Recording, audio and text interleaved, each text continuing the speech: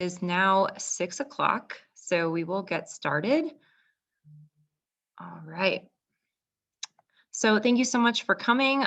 Just a few things before we start. So with this platform on Zoom, we will be recording, but don't worry, none of your faces can be seen or your names, just to let you know. Also, we will not be tolerating any profanity or inappropriate questions or behavior in the chat or the Q&A, and possibly breaking these guidelines could result in removal from the live stream. So I just have to give that little disclaimer at the beginning.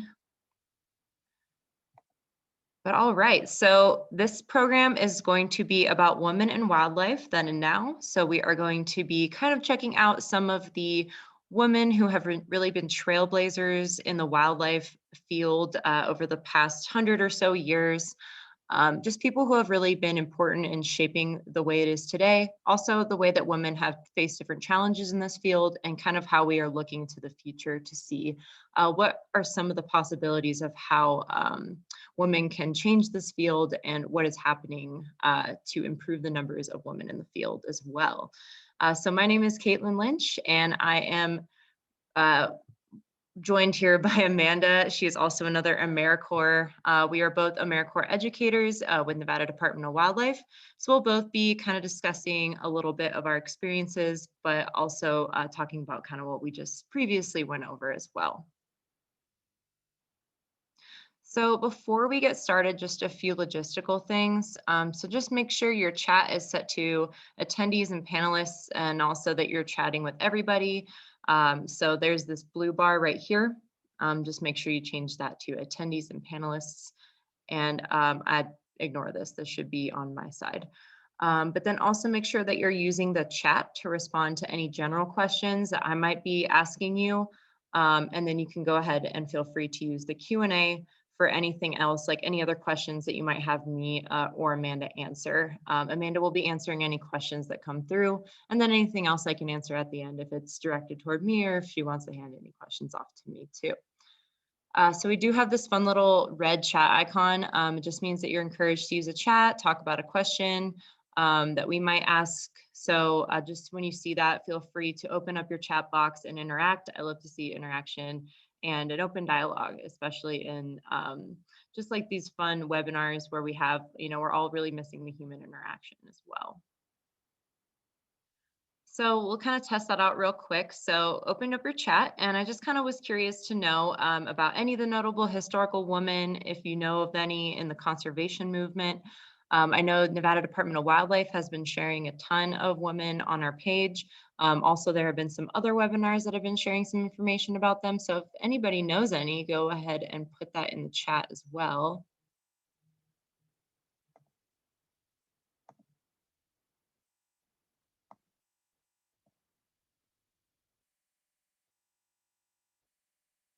All right, so maybe not everybody knows any, but that's okay. So we're going to go over plenty today, and we'll be able to talk about some of them. And hopefully by the end of this, you'll be able to know about a couple of the really awesome women who have been in this field and really just done a lot of really great historical trailblazing for us. So to get started, what is Women's History Month? We've been talking about it all month. It's been a really wonderful experience to have NDOW supporting everybody, especially during this month. So this began in 1980. President Jimmy Carter declared March 8th, 1980 to be Women's History Week. So originally just started out as a week, but it later extended into a complete month-long recognition of women around 1987. And now we get Women's History Month. And there's always a theme every year. So the 2021 and 2020 theme was women's suffrage and trying times. So that's kind of an ode to the centennial anniversary of women gaining the right to vote. And also just with the pandemic and everything, it's definitely been really tough. So everyone's been trying to do what they can to make things work out, and also to do what they can to cope with whatever we're going through. So everyone's kind of been dealing with a lot this year. But we're definitely really excited to focus on it and kind of talk about those accomplishments in this webinar. So a little bit about me and Amanda, we'll kind of start off. So you're probably wondering, like, well, what do you have experience in? So that's me. One of those is from when I went to Mojave Research Area, and we did a little bit of capturing for kangaroo rats. And another one is out in Borrego Springs. There's a slot canyon hike that I really love. But pretty much I started out with my passion for ecology and biology when I was studying evolution in high school. I really just loved the way that I could kind of tell where adaptations came from, how different species were created, and kind of just all these differences between animals and how we get so many differences between them. Then I ended up going to the University of Nevada, Reno, and I graduated with a bachelor's degree in wildlife ecology and conservation. And during that time, I worked for the California State Park Department for 2 years, which was super rewarding experience. I would recommend that if you want a pretty low experience, like, you know, you don't have to have much experience at all to get into it. But if you want to have a really fun summer, you can work for the California State Parks Department. That was a very fun time. I also worked for the nonprofit organization Envirolution. So if you don't know who they are, I would recommend you check them out and support them. They're based here in Reno, and they are pretty much have the mission of bringing STEM education to classrooms across Nevada. So bringing sustainable energy initiatives, kind of teaching kids about that, you know, green businesses, ways to go into tech or engineering with the environment in mind as well. And then I also volunteered with Nevada Department of Wildlife for 2 years, just doing trout in the classroom. And then also right now I'm working with Nevada Department of Wildlife as an AmeriCorps educator, teaching everyone about conservation, education with wildlife and whatnot. So we're really looking forward to hopefully getting back to like hands-on programs soon. And I'll also have Amanda kind of talk a little bit about her experience too, briefly. Hello, everyone. Oh, hello, everyone. My name is Amanda. So here's a couple photos of me. The first one on the top is me at the San Diego Zoo, which is one of my favorite places to visit. Super huge, super fun to visit. Encourage you guys all to go if you ever have the opportunity. The next two photos are a opportunity where I was out in Fallon helping the Nevada Department of Wildlife with a botulism outbreak, which is essentially a bacterial infection that affects our birds. So I was out there helping them catch sick birds and rehabilitating them and moving them to an area not affected by botulism. All right, so my experience with wildlife. Caitlin, do you mind clicking it for me? So my passion for wildlife started at a really young age. So I was born and raised in Vegas. However, my mom worked at the Wild Animal Park out of San Diego for a while. So I'd go visit her a ton. And it's one of the reasons why it's one of my favorite places to go visit. After that, I attended the University of Nevada, Reno, and graduated with a Bachelor's of Science in Wildlife Ecology and Conservation. I am certified in wildlife handling and chemical immobilization, which was an excellent course. I have served an AmeriCorps term with the nonprofit Urban Roots, where I was an educator for their summer camp. Urban Roots is an excellent nonprofit, and I highly recommend looking into them, especially if you have small children who like to go to summer camp in the Reno area. After that, I volunteered with Lake Tahoe Wildlife for a Lake Tahoe Wildlife Center for a summer. They are a rehab facility who rehabs and raises baby animals until they are able to be released back into the wild. And after that, I volunteered with the Nevada Department of Wildlife for a year, helping out with trout in the classroom and things. And now I am currently an AmeriCorps member. I am serving my second year with the Department of Wildlife as a wildlife educator. And I absolutely love it. And as Caitlin said, I hope that things go back to normal because I love teaching in person.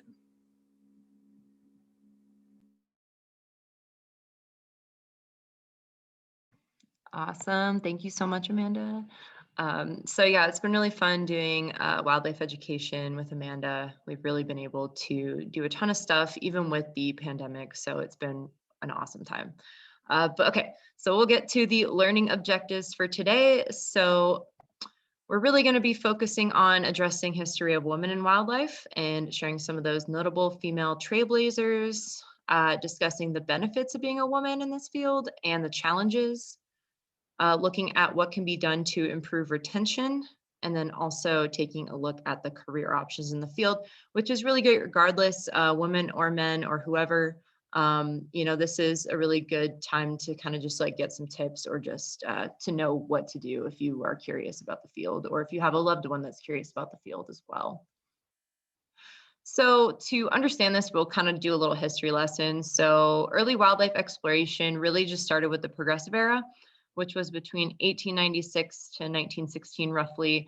And this was kind of where we got a lot of political activism and reform just in society and politics. And it was a largely successful conservation movement that really started this. So right around this time is when we realized that we were expanding into new areas. We really want to protect some of these beautiful lands. During this time, the East was super congested. People were just desperate to get out into open spaces, and we got a lot of that in like Montana, California, Nevada, all these beautiful open spaces that ended up becoming some of our national parks. And during this time, we also had many clubs that were created, and these were for somebody who would be interested in naturalists, sportsmen, conservationists, people who just really enjoyed being out in nature, survivalists, of course. So there were a lot of clubs that were mostly created around these core ideas and hobbies. And this is also around the time that we created the North American model for wildlife conservation.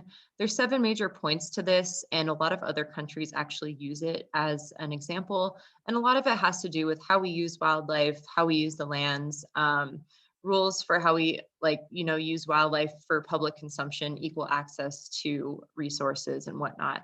Basically, too long didn't read kind of concept for this is that everything should have access. No matter who you are, you should be able to have access to it. Doesn't matter if you're a private landowner or if you're on public land, that it should be that you can't just kill anything you want, or you still can have access to certain lands for recreational use as long as it's ethical. So that's a lot of where that comes from. So we had a few conservation clubs, and early in the conservation movement, they were super important to blazing the trail for female leadership. And also a lot of these federal entities that we have today really stemmed from some of these clubs. So one of the big ones that we have first is a Sierra Club. So I'm sure a lot of people have heard about the Sierra Club. It's a local club that still exists today. And it was founded in 1892 by John Muir. And initially, the founding of this club had to do a lot with conservation and education, and was focused on the discovery of the Sierras. And why is this important for a woman? Well, actually, a lot of members of the club were women. And in a lot of the early diary reports from the original members, they had about roughly 300 members within the first decade of its membership being open. Initially, the first year, it was a men's only club, but then they opened up women acceptance the next year. So it was pretty quick to accept women into their club. And from there, they found that a lot of the women were kind of inspiring. They were very enduring. They had very good vigor. They were willing to lead a lot of the hikes. So that was a really big thing where it kind of changed the minds of a lot of women. They saw these things going on and they wanted to be a part of it. They didn't want to be left at home. They wanted to go out, explore the mountains, and be a part of creating, guides and information about the Sierras. Then we have the Boone and Crockett Club, which currently is more of a hunting club, but it started out in 1877 with Theodore Roosevelt, and it was with the goal of responsible land and resource use. And many of today's federal land management agencies are actually tied to this club. So we kind of got like Bureau of Land Management and Forest Service that kind of were based off of the ideals of this initial club. Then we have the Appalachian Mountain Club. This one is kind of my favorite one to talk about. It's America's oldest conservation society. From 1876 until today, it has been around. And initially it focused primarily on recreation, so just hunting and hiking and fishing. But it has since then kind of evolved to be more of an educational and conservation club. And I also really like it because it had a lot of really strong female leaders in it initially, and was one of the first ones to do so. So this is where we get the Appalachian Mountain Club being my favorite. This is a picture from their very first kind of like headquarters, I guess. This is in New Hampshire, I believe. So you can see that there's 2 women in this photo.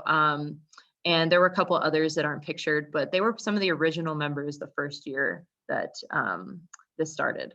So you can see that they're already there, pretty much leading, already being in the situation, already very much accepted into the club and able to have a lot of say in what the club gets to do.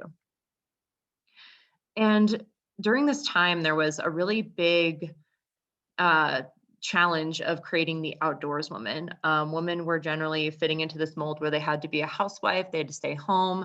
Their hobbies had to be like sewing, knitting, taking care of the kids, like maybe gardening or something was the most outdoors thing that they were really like socially allowed to do.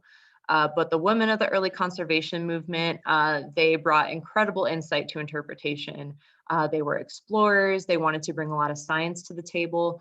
So they were different. They weren't just going out to really hunt necessarily, but they wanted to discover things, and they really wanted to document those things and be a part of figuring out why this happens and why this is here and how we can preserve it. So yes, this is a photo from the base, the very first base, which is in the Madison Spring Hut in New Hampshire. So we have some notable trailblazers that we'll go over, and we'll also do a brief overview of some of the women who have had major impacts in land management and resource conservation. A couple of them I'll go into a lot more detail about than others, but there will be some that just kind of get a little bit of a mention.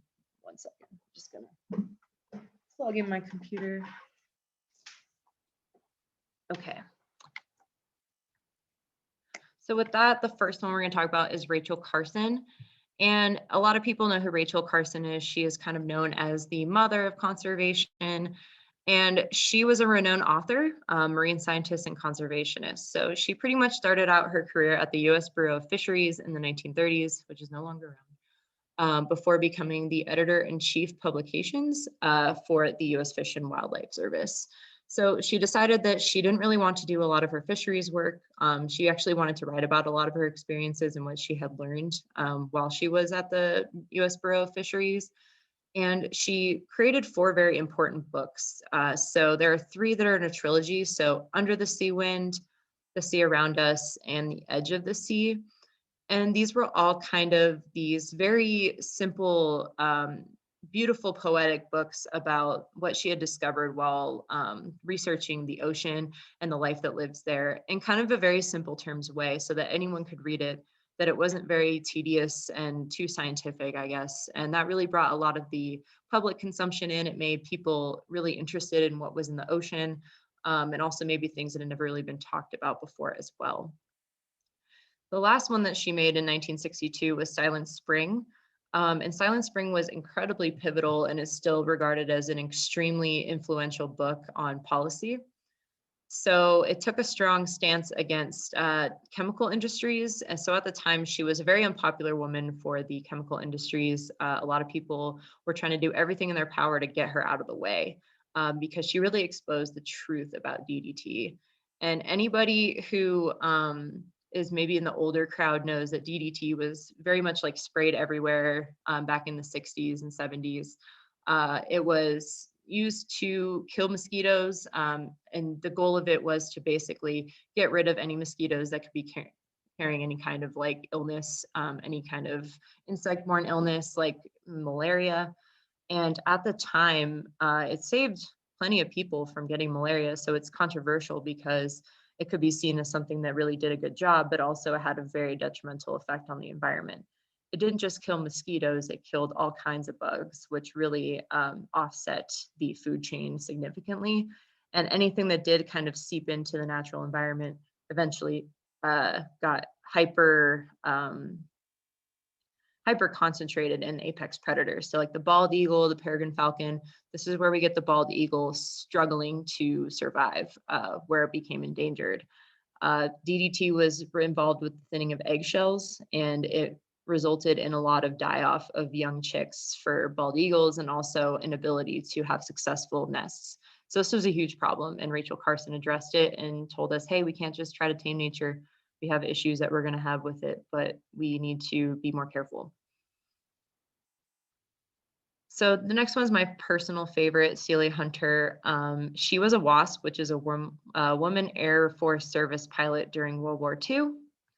And she loved flying. She had a huge dream of flying over Alaska. At the time, it was kind of absurd for a woman to do that in the eyes of men. But she established Camp Denali on the western side of Denali National Park in 1952. And that was basically just a lodge where people who were exploring the park could stay. But she fought aggressively for the Arctic National Wildlife Refuge. And this was incredibly important because the northeast end of Alaska is incredibly important for caribou migration, migration of a lot of different migratory bird species. So this was very much a pivotal area to keep safe for those animals. Then she formed the Alaska Conservation Society, and together with the Alaska Conservation Society, they did quite a bit. They prevented two major projects, which were going to be significant, and some of these I can't even believe that they were even considered. So Project Chariot was the potential atomic bombing of Point Hope to create a harbor. So they were going to bomb out an area of the harbor so that it would create a perimeter, and then they could build a harbor off of that. Doesn't really sound very smart though. And then also the damming of the Yukon River was another idea that the government had, but they opposed that very aggressively and they ended up winning. Then she also helped to start the Alaska Conservation Foundation in 1980. And they have been super important lately because they've been fighting to stop logging in the Tongass National Forest, which is a huge carbon sink. So getting rid of that forest would get rid of a lot of the carbon filtering for our atmosphere. So that's super important that we keep that. Yeah, her overall impact was just protecting the Alaskan wilderness. Then we have Marjory Stoneman Douglas. She is a very important member of the Florida Conservation Impact. So she began a career mostly in activism, fighting for women's suffrage, and was a writer. And she authored The Everglades River of Glass in 1947 after a colleague came to her and asked her if she wanted to write about some of the rivers of America for the Rivers of America series. And she thought at the time that the Everglades was super boring, that no one would want to listen to it or talk about it. But then she actually went out to the Everglades herself and really just realized how important it was. So she did a ton of research on the Everglades, and her attention that the book received actually created a whole new focus on the Everglades and the ecological importance of the region. So it was filtering out water for us. It was creating a very good environment for native fishes. So that's why they realized that the Everglades needed to be protected, and that's how we got our national park. And then she spent a lot of her life dedicated to protecting South Florida's wilderness as well. But overall, her protection of the Everglades was very important. And the last one that we're really going to go into is Rosalie Barrow Edge. She's done quite a bit in her life. So she originally was just like Marjory Stoneman Douglas, just a very big advocate for women's suffrage. She was a socialite. So she was a passionate bird watcher, and really she started to realize that she didn't like the method of killing and mounting birds just because they were rare. And she wanted to change that. Also, she noticed that a lot of the women in her social groups would have plumage or feathers that they would wear, and she wanted to change that. So she actually threw a whole social event to create awareness around that, and found a very renowned passion for fighting for this cause. And during this time, she mentored under some of the influential conservationists of the time. So Aldo Leopold, who is known as the father of conservation, and also William Temple Hornaday, who is a known zoologist. But during this time, she founded the Emergency Conservation Committee. And the ECC is not around anymore, but they did create a lot of pamphlets and information to kind of tell people about some of the things that were going on in the world of conservation and issues that were being presented against wildlife. So some of the pamphlets that she wrote ranged from pesticide use to, maintaining species diversity, the importance of birds in the area and how we could protect them, since at the time we didn't have the Migratory Bird Treaty Act or anything like that. So there was nothing protecting a lot of our birds. And because of that, she founded the Hawk Mountain Sanctuary. She noticed that there was one area where a lot of people go to kill hawks and other birds of prey. and she wanted to stop that. So she bought out the whole land and made it illegal to kill any birds that were on that property. So she used the private property clause against them, basically. And lastly, one of our other really big contributions is lobbying Congress to set aside and protect some land for our future national parks like Olympic Valley and also Kings Canyon. So we have a couple other notable women that I'll go over just really briefly. Some of these you might have heard of before, maybe not. But we have Irma Bagley. She was the first female ranger naturalist for Yellowstone National Park. So a lot of her work led to some of the first guides for the flora and fauna of the park. We have Molly H. Beatty, and she was appointed as the first female director of the U.S. Fish and Wildlife Service in 1993. And during her time, she oversaw the successful reintroduction of the gray wolf to the Rockies. Then we have Marjory Richard. So she was the first African-American woman to win the Goldman Environmental Prize. And this is because she realized that Shell was polluting her community, and she actually took action against them in a lawsuit and won. So that was a huge deal. Harriet Hemingway.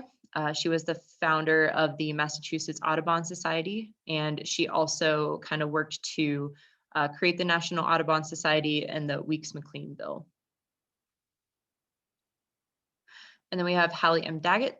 So she was the first female fire watch. And the interesting thing about her is that a lot of the male counterparts that worked with her, they saw that she was the first one and they said, oh, she's not going to be able to do it. She'll probably, want to go home after the first couple of days. She can't do her full term.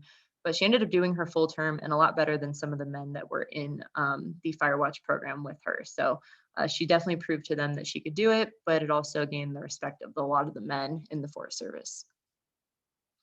And lastly, Joanne Tall. So she's also a winner of the Goldman Environmental Prize. She is a Lakota woman, and she fought against and also ended nuclear testing in the Black Hills region by her home and founded the Native Resource Coalition. So we have lots of really amazing women, and they've all done some pretty inspirational things. It takes a lot to stand up to some of these issues that were at hand, but they did it. And they've really been some trailblazers for women like me and Amanda that can, have these jobs and really be able to excel in them as well. So we're kind of going into a chat real quick before I start my next part. So does anyone want to guess what percentage of life science research is made up of women today, or what percentage do you think is in the field today? Out of all the people in the field, what percentage do you think makes up the field?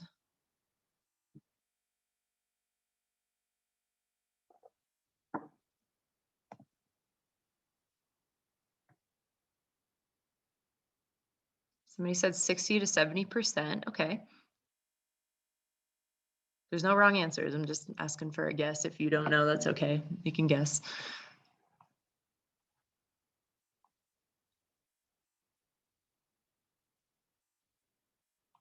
All right, so somebody said 60 to 70%. Okay, so well, it's actually going to be about 33% globally. And in the United States, it's only about 37% that are in the wildlife biology field. So it's pretty small. It's only about a third.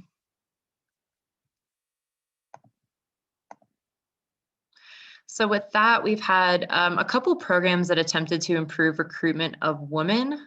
So during this time in the 90s, we had the National Workforce Diversity Task Force, and this was kind of started by the Bush administration and later went into the Clinton administration. And it was an initiative by the US government to improve diversity across all of its federal agencies. And they found in a report that pretty much that client or, relationships with the public were improved significantly when they felt that their needs were met in a diverse setting. So if you have people that look like you, people that know your culture, people that know what it's like to be like you can get a lot more of an effective job done. It's much more efficient. It's going to be much easier to kind of talk about what needs to be talked about. So they found that increasing diversity was great, not only for the employees, but also for the public and the clients that they worked with. So it was a really important thing to implement and to start working on. And during this time, women's employment went up dramatically. So between 1970 and 1995, it went up roughly 30%. And the pay gap changed from 60 cents to the dollar to 85 cents to the male dollar. And I can put these studies in at the end if anyone's curious, since I'm getting into more of the statistics. And in 1944, so even though things were kind of changing, we noticed that even in the wildlife section of things, that there still were a lot of changes that need to be made and that it still could be a lot better. So in 1944, only 2% of the Wildlife Society members were women, but by 2006, about 22% were women. So that's still not that much. But out of 488 Wildlife Society awards since 1937, only about 5% have been presented to women. So you have to think that they present these every year and only 5% have been presented to women. So that's definitely a way that we can change that as well. So what are some of the obstacles that women are facing? What is making it, I guess, more difficult to be represented? What are some of the challenges that they're facing as opposed to the male counterparts, or maybe just in general? So one of the biggest thing is that women don't hold nearly as many higher up positions as men. So there's this thing called the pipeline theory. So we get numbers of roughly 50% or a little bit over 50% of the field of women entering the field are getting a bachelor's degree. So 55% of those getting a bachelor's degree are women, basically. So after an undergrad degree, it drops about 20%. So only about 30% of that 50%. So now we drop down to 30% are pursuing a graduate degree. After that, it's maybe 15% are pursuing work after a graduate degree or after a bachelor's degree, and are succeeding in high up positions. So you have to think that now it's 15% of women are actually going into these higher level biologist positions, not just temporary work, not just field work, actually going into permanent salary positions. And there's a couple unmet needs that were assessed in a study. So the top 3 unmet needs for women in this field were mostly opportunities for career development. So they didn't think that there were many good ways to get the training that they needed or to get the movement within the organization that they needed. There's also a need for strong female network. So there weren't many female mentors or people that they felt like they could go to if they had questions. And there also wasn't very many flexible working hours. So the work-life balance was definitely tough. And I could see that the flexible working hours could be a problem for both sides, especially if you have a family or if you just have other commitments. And there is a difference between women and men in terms of the study of wildlife. So in general, women are found to study non-consumptive use of wildlife. So improvement of habitat fragmentation, biological diversity, all these other things. Whereas men were studying more consumptive use, so hunting, fishing, using wildlife as resources or land management. And one other thing is that women of many different identities are affected. So it's not just women, it's not just one category, it's a lot of intersectional categories as well. So we have low income. So it can be really hard for somebody who is low income in any situation really to be in this field because it does, not pay very well initially. It takes a lot to get into that good salary position. Native women. So Native women are heavily underrepresented, even though they probably know the most about land management and resource use, just because of their culture. And also there have been statistics that prove that it's just been harder for them to access the same resources. Then disability. So a lot of the field work and especially some of the lower paid positions, entry-level positions are heavily reliant on physicality, which can make it really hard for somebody who's still passionate about wildlife, but maybe is disabled or has, a hard time with the physicality of the job to be able to get into this field. And even though there could be laws that prohibit employers from, discriminating with a disability, it still can happen and it can still be a really big challenge for some people. Then LGBT is another big issue. So representation of women who fall into this category, whether it be trans, non-binary, lesbian, can definitely be a really big challenge because of maybe the environment they don't feel comfortable in, or especially since it can be a male-dominated environment, it can be tough as well. And then also minority race. So currently, White women of all women have the most employment in this field, but the next coming in at a very much lower percentage is Asian, and then Hispanic, and then Black, and then other. So there's not many of the minority races represented as much. So it could also be a challenge. Maybe they don't feel as represented, and that it's a little bit harder to move into this field as well. So female participation in recreation is also a pretty interesting thing to look at as well. So this comes from a 2016 survey conducted by the U.S. Fish and Wildlife Services. And these are all screenshots taken directly from the report. But when you look at anglers, hunters, and wildlife watchers, only 27% of anglers are female, and that's out of 35.8 million participants in the study. Only 10% of hunters are female. That's about 11.5 million participants in the study. And like a little bit better, but 33% or roughly 1/3 make up away from home wildlife watchers. So people who might go out birding or go hiking to go watch wildlife, which is a little bit better represented, and I think speaks more to women as opposed to hunting and fishing. But that kind of goes back to the non-consumptive versus consumptive study of wildlife. So women generally statistically are studying more about, why wildlife does what it does, how we can improve biodiversity, how we can protect species that need to be protected, all these different things. So you can see where the lapse in interest might actually have something to do with how they think the field is versus what we're actually trying to achieve. The other thing is a couple of other reported obstacles that are really hard to quantify with, I guess, just statistical data, so just numbers. There was a really interesting study that I can link later if anyone's curious, that interviewed, I think it was roughly 500 women, and they quantified all of their responses into categories. So one of the biggest reported obstacles was sexism. So this just has to do with blatant sexism. Just people don't like women or whatever. So that's just what they felt was a problem. Pressure to adhere to familial duties. So being told that they should just stay at home or that they should take a job that's more applicable to a familial lifestyle. Trust and accountability of mentors. So feeling like they don't have mentors that represent their interests or mentors that can help them to move through the field. Lack of representation or connections. So feeling that maybe men are being prioritized over them for connections, or that because there's no representation, they feel that they cannot succeed in the field. Another one is salary inequality. So not having the resources to be able to fight that salary inequality is also a really big problem as well, not having the support to do it. Assumed inadequacy, and this can come from, I love this one metaphor for it.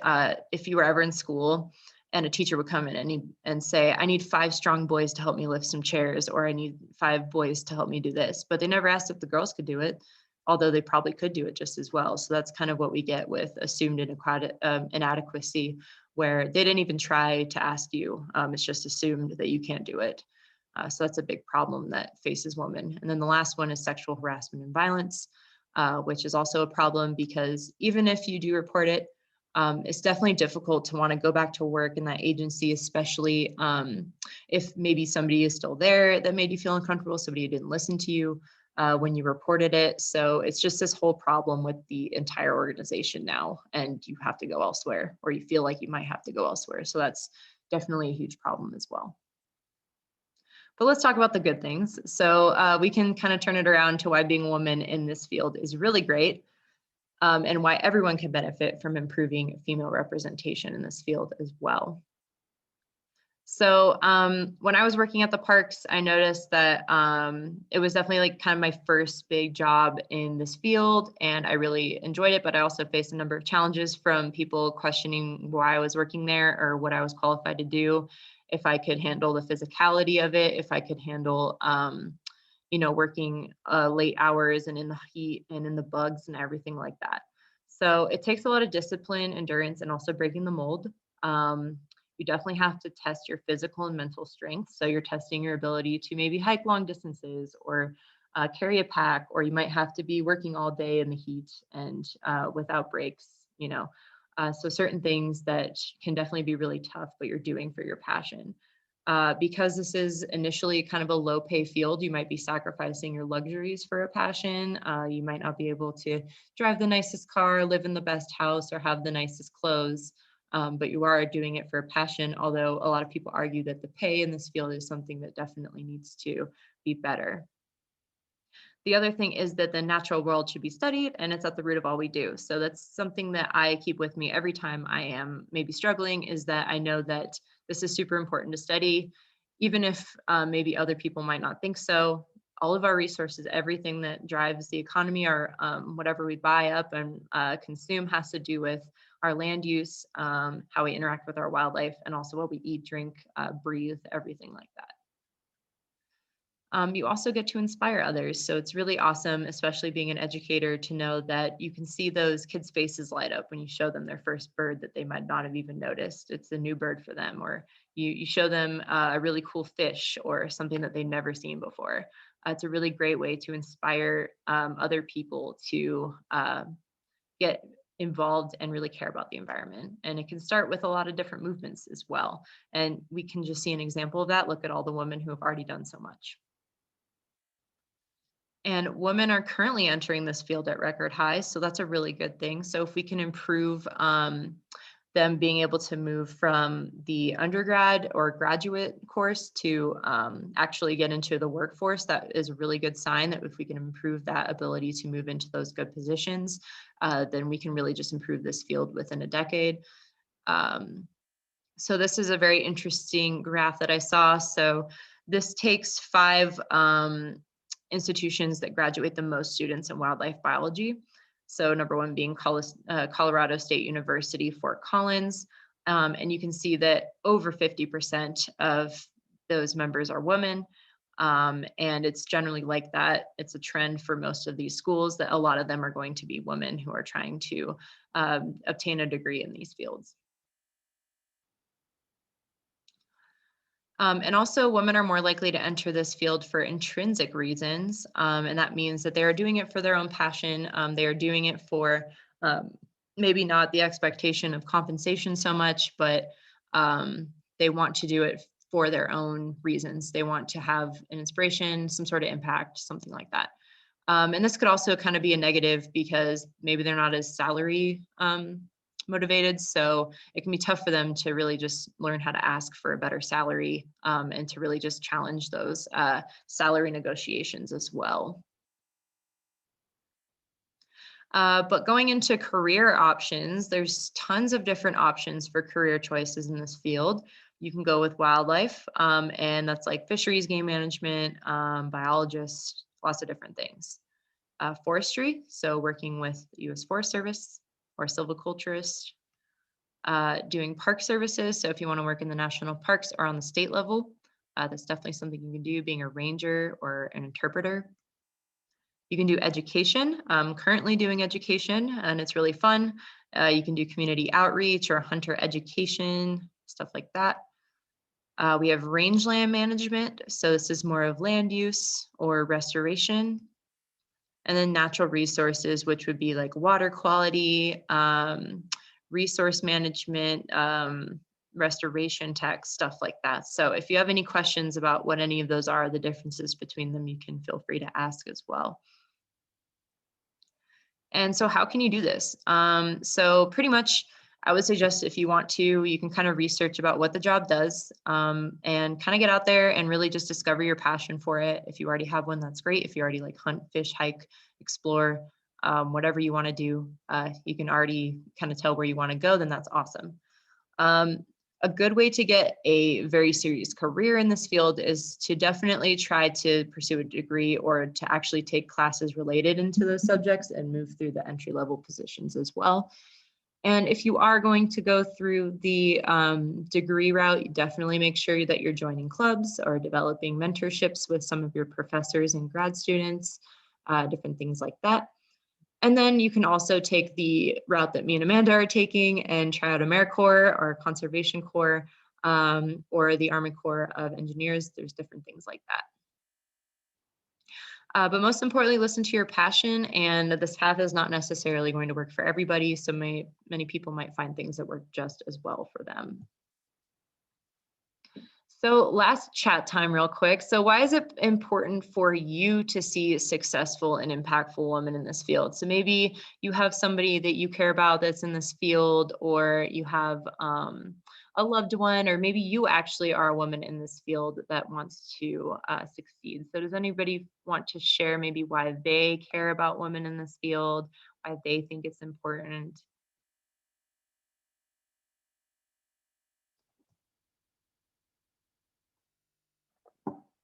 I'll give people a moment to respond if they want to.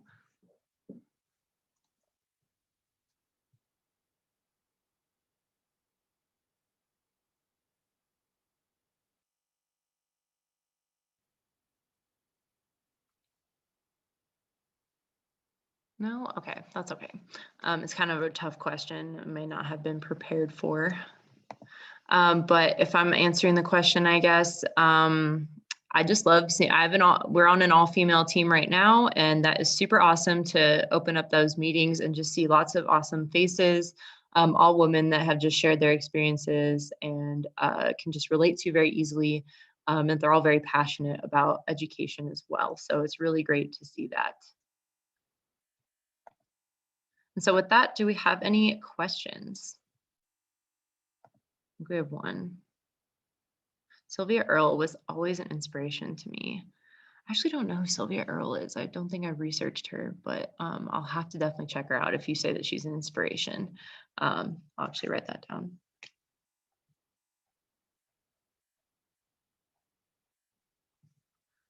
Cool. Well, let's see. Any other questions? And if you have any other questions that maybe you don't feel comfortable asking in this setting, you can always feel free to email me. My email is down below, ndow2.americorps@gmail.com. And I also hope that if you are kind of tuning into our NDOW Women's Month webinars and other things, that you definitely continue to check them out. We have lots of other really exciting ones coming up, and just feel free to check out those as well. So thank you so much for coming. Oh, somebody said marine biologist. That's awesome. Involved in shark conservation. Ooh. So Kelly Flanagan asks, can you give advice for young females who are experiencing some of the negative aspects of pursuing the wildlife field and how they might navigate that?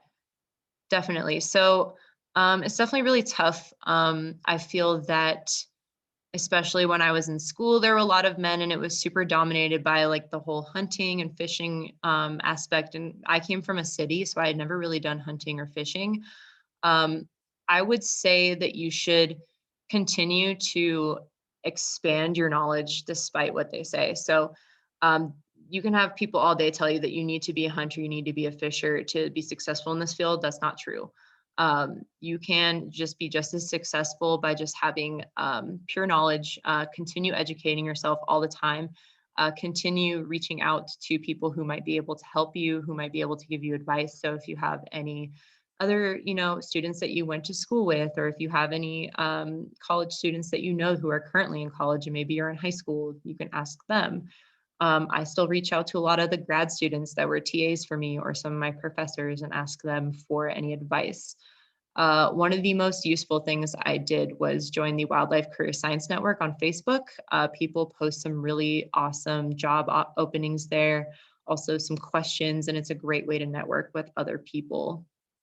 But this can be for anybody. I know that job disparity is really tough, especially with the lack of a bigger income. It's really tough, but I would say having a good support system is super important. What made you able to face sexism in the workplace with men interested in the same field? That's a great question. So I actually did face a little bit of sexism in one of my jobs that I had. I worked with 2 other women and mostly a couple other men, and all of my bosses were men. And I noticed that frequently the men were getting, even though I had been there longer and I had worked a whole other year over these other men, that they were getting the more exciting programs, and they were getting the more exciting jobs to go do. And I kind of brought this complaint to my boss. I was like, why do they get to go off and we have to kind of do all the really rough grunt work that's not fun, that isn't sitting in the hot sun, while they kind of get to go right around the park and kind of just like do whatever they want, and get to do all the fun stuff like looking for bears and looking for wildlife violations and all these things that I wanted to do. And he said that it was just because it was a man's job. And that was really tough for me. So I definitely made sure that I brought it up to a couple of my uh, other, trusted advisors that I could trust and ask them for advice. They try to do what they could, but it's definitely really tough when you are going against an authority figure. So I would say to just keep pushing. If you can, try to maintain as good of a connection as you can, and just really try to prove to them that you can do it as well, that you don't need to be a man to do those things. You can still do it just as well. Somebody said, I'm close to 60 years old, but I wanted to be a wildlife agent. I'm in Louisiana, and there are a lot of women working with Audubon here. It's so wonderful to see this. I think there are a lot of opportunities now for women. Yes, there was not the information out there to find where jobs are. Oh, yeah. So it is really great that there's a lot more opportunities coming out. And if you ever wanted to work, like you can work at any age in certain things, like Audubon Society is really awesome. They take lots of new members who have lots of different roles, whether they be kind of working toward policy. We have some activism groups that work towards conservation policy and whatnot. So there's a lot of different options that you can still do as well.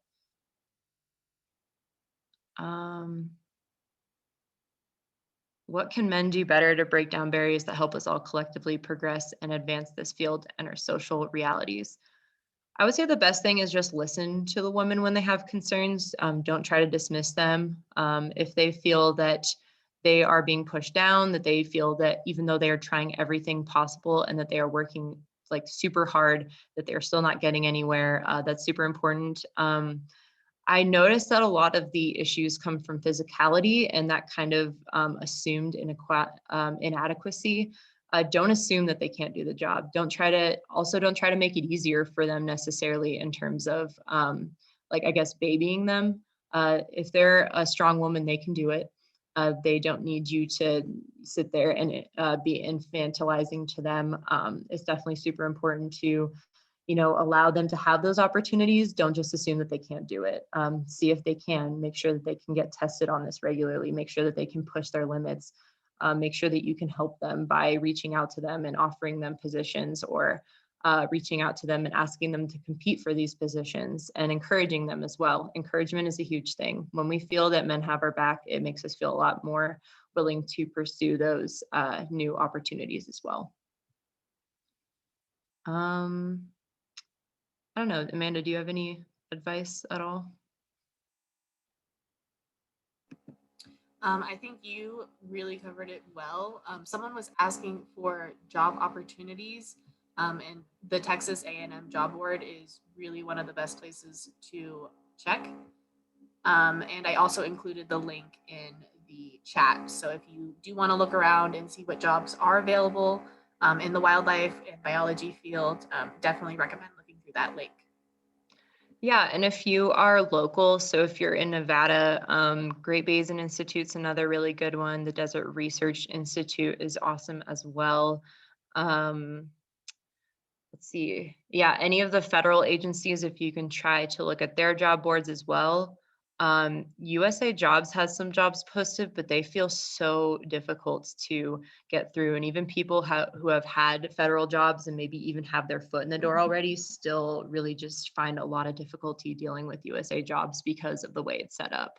It has a very, very, very specific filtration system. So if you're not putting exactly everything that the job description is saying, then they're not even going to look at your at anything. So it's really tough. But I would say just keep applying.